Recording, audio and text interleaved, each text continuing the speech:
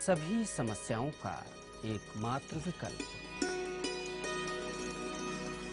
प्राणियों के सर्वांगीण विकास का श्रेष्ठ मार्ग। नवीन दर्शन द्वारा नई सभ्यता का निर्माण। शोषण मुक्त आदर्श मानव समाज की स्थापना। भगवान श्री श्री आनंद मूर्ति जी की अनुपम भेंट। आनंद मार्ग, आत्म मोक्षार्थम जगत हिताय च।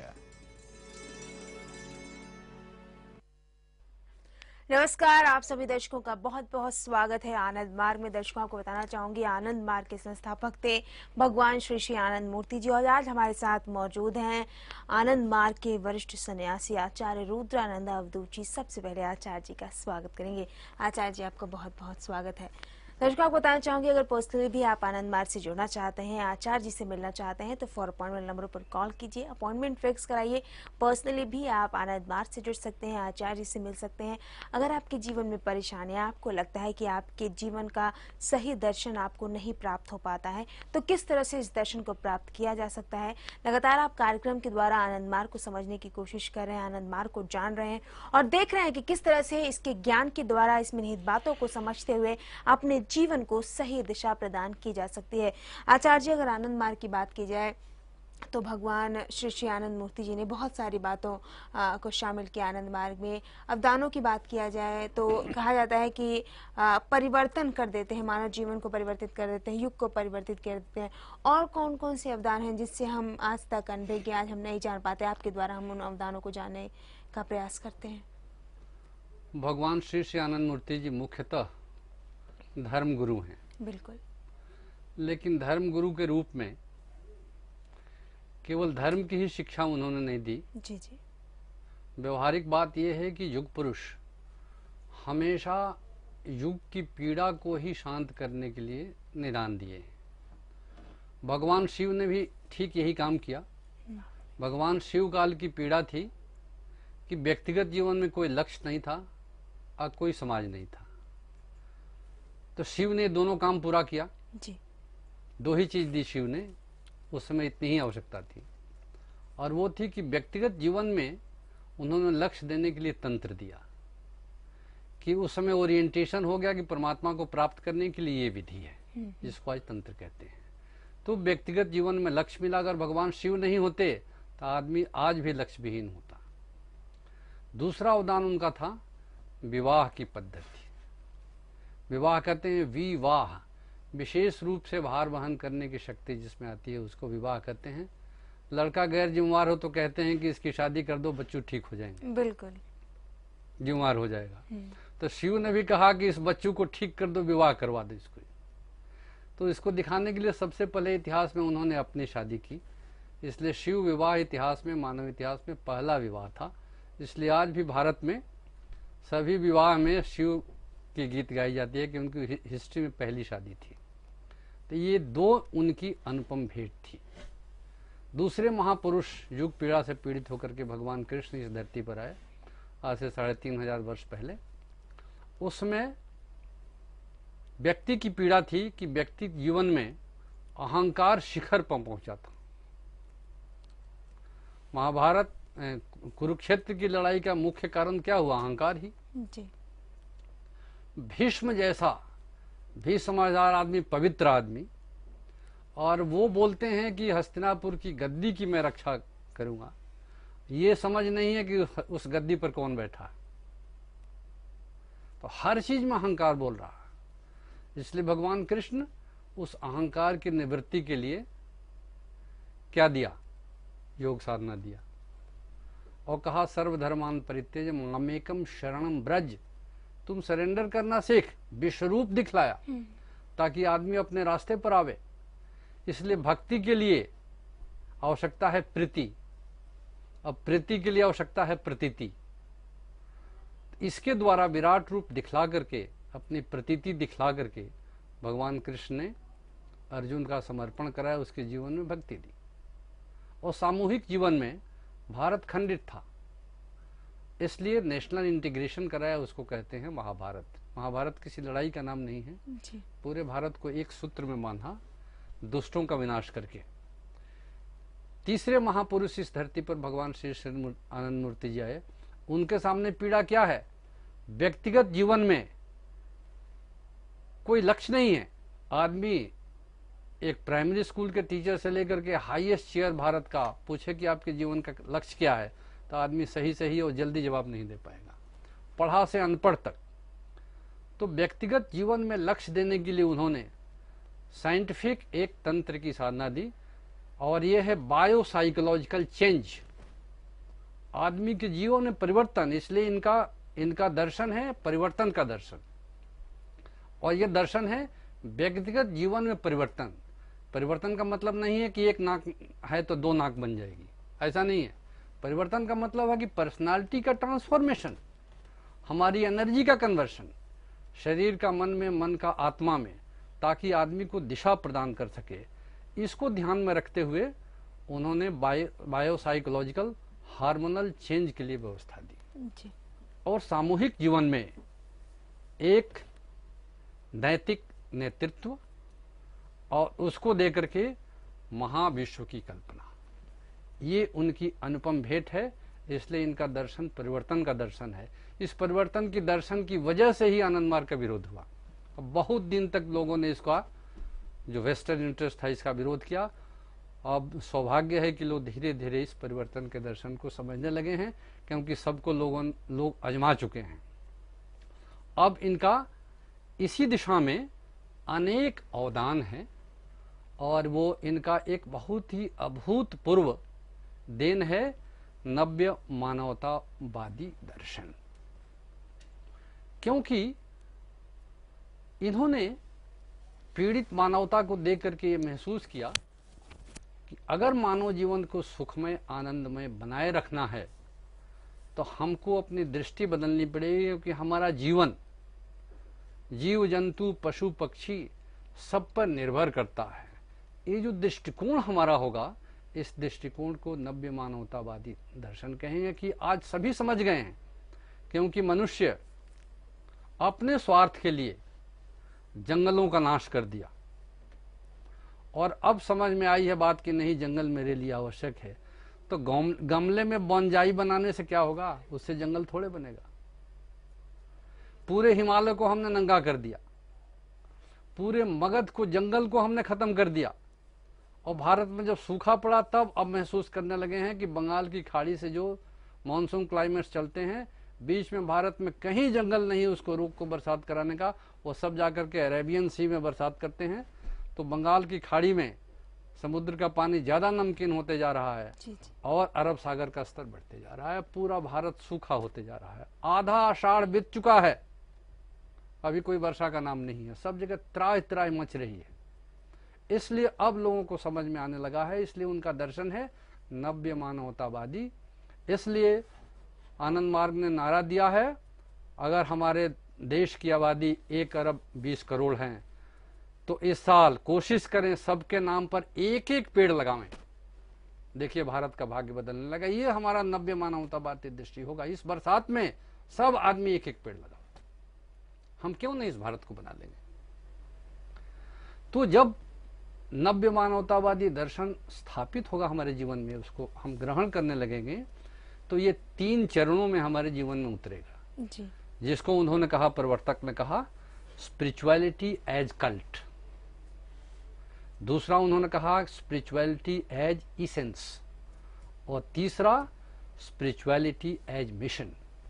क्योंकि इनका नव्य मानवतावादी दर्शन अन्य मानवतावादियों जैसा नहीं है जी जी, कि हम जो कुछ करें मानवों के कल्याण के लिए करें, और पशु पक्षी जीव जंतु किसी का उसमें ध्यान। चलिए आचार्य जी, आपने बहुत अच्छे तरीके से हमें समझा रहे हैं कि किस तरह से नव्य मानवतावाद दर्शन को भी हम समझने का प्रयास करेंगे। लगातार आपसे ज्ञान हमें मिल रहा है दर्शकों। लेकिन फिलहाल रुकेंगे एक छोटे से ब्रेक के लिए। आपको बताना चाहूंगी, अगर पर्सनली भी आप आनंद मार्ग से जुड़ना चाहते हैं, आचार्य जी से मिलना चाहते हैं, तो फॉर अपॉइंटमेंट नंबर पर कॉल कीजिए, अपॉइंटमेंट फिक्स कराइए, पर्सनली मिलकर समस्याएं बताइए, उसका समाधान सिर्फ और सिर्फ आनंद मार्ग के द्वारा ही प्राप्त कीजिए। फिलहाल एक छोटा सा ब्रेक। आनंद मार्ग global headquarters, Anand Marga Pracharaka Sangha, Anand Nagar, post office Baglata, district Purulia, west Bengal 723215, India. Phone numbers 03254260248, 09431103725. Our website www.amps.net.in. Camp office Madhu Manjusha, Hehal, Ratu road, Ranchi 834005, Jharkhand. Phone numbers 06512511387, 09431103725.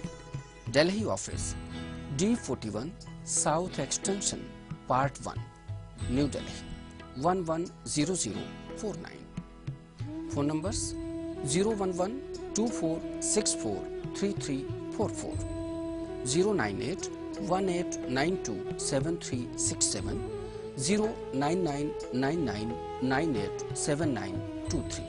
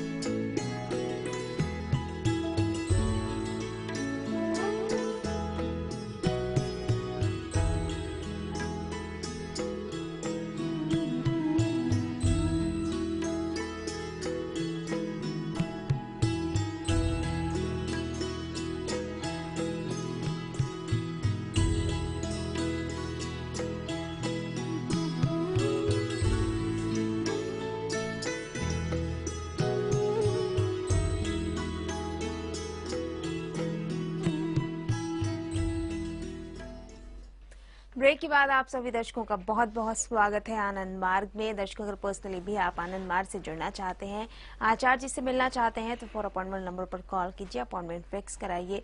Personally भी आप मिल सकते हैं। अपनी चर्चा को आगे बढ़ाना चाहेंगे आचार्य जी, लगातार आप भगवान श्री श्यानंद मूर्ति जी के अवदानों पर चर्चा कर रहे हैं, उस विषय में बता रहे हैं, आगे क्या बताएंगे आप? परिवर्तन की बात चल रही थी।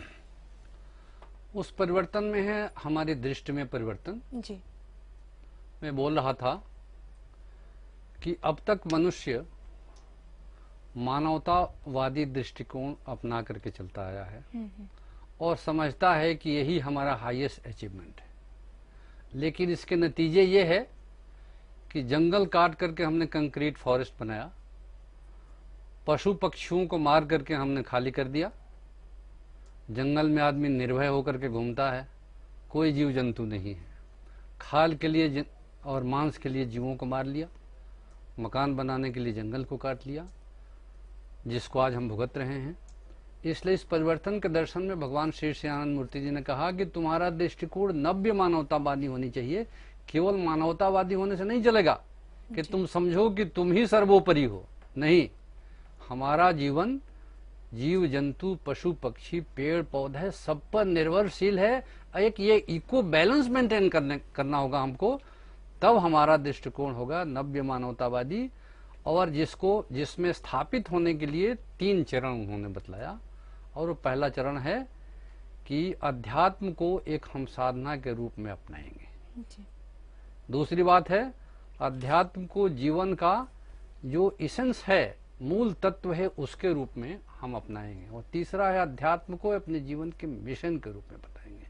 इसकी व्याख्या भी उन्होंने अनुपम ढंग से की है।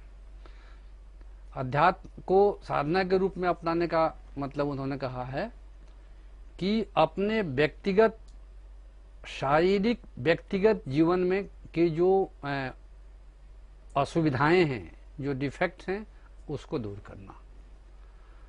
हमारे शरीर में जो कमियां हैं जिससे हमारा शरीर शिथिल है, काम करने की क्षमता नहीं है, उसको दूर करना। उचित भोजन, उचित आहार, उचित व्यायाम, कौन सा आसन करना चाहिए उसको अपनाओ। तो इसके मैकेनिज्म को समझ करके, इसको बायोसाइकोलॉजी को समझ करके, इसकी जो सीमाएं हैं, इसके जो लिमिटेशंस हैं, इसके जो डिफेक्ट्स हैं, इसको दूर करना। शरीर में बहुत प्रकार के डिफेक्ट्स होते हैं। अभी काम करना चाहता हूं लेकिन शरीर साथ नहीं दे रहा है, उसको दूर करने के लिए कोई शराब पीता है, कोई कॉफी पीता है, कोई चाय पीता है। ये समाधान नहीं है। उसका समाधान खोजें और गुरुदेव ने इसका समाधान दिया है।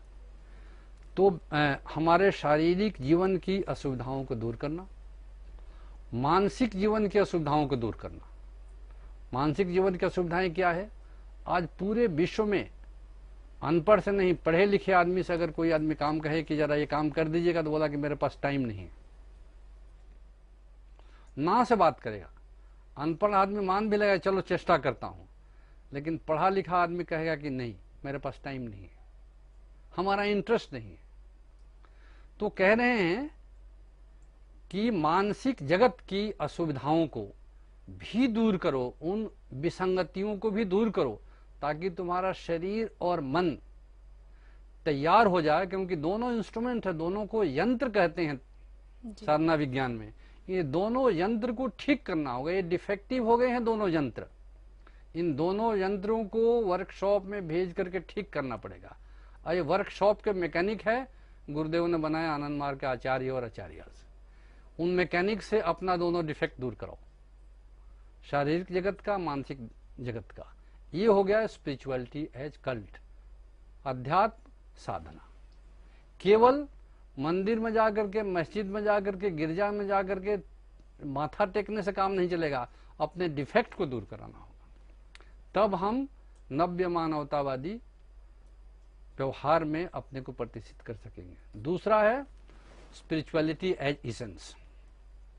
ये है कि आज व्यक्ति और समाज दोनों की गति अवरुद्ध हो गई है, बल्कि हम कहेंगे कि it has come to a completely grinding halt.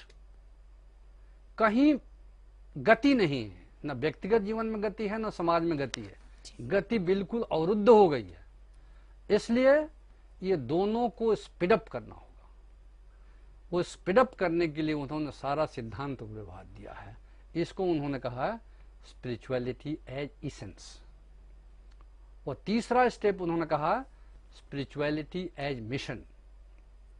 अपने प्राण केंद्र को विश्व प्राण केंद्र में मिला देना और विश्व प्राण केंद्र से शक्ति लेकर के काम करना। तो हमारे अंदर में जो भी काम करूंगा, परमात्मा की शक्ति काम करेगी और हमारे लिए कोई भी काम असंभव नहीं होगा। परमात्मा का कि हम मशीन बनेंगे उस काम को करने के लिए। अर्जुन जब मशीन बन गया भगवान कृष्ण का, तो कुरुक्षेत्र की लड़ाई जीती कि नहीं, धर्म की स्थापना हुई कि नहीं। तो भगवान कृष्ण ने अर्जुन में ये स्पिरिचुअलिटी एज इसेंस भरा विराट रूप दिखला करके।